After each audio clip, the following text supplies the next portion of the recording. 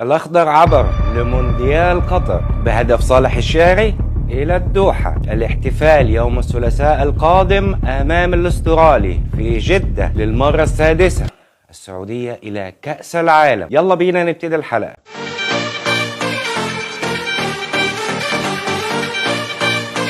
ليلة مجنونة لن ينساها الشعب السعودي بالتأهل للمرة السادسة كأس العالم.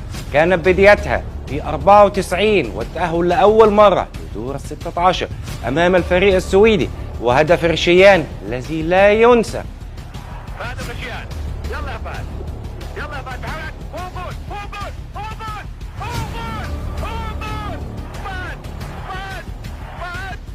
ثم توالت في 98 في فرنسا و2002 بكوريا الجنوبية و2006 بألمانيا، وكان أخيرا وليس أخيرا بإذن الله في روسيا في 2018. واليوم تتجدد الأفراح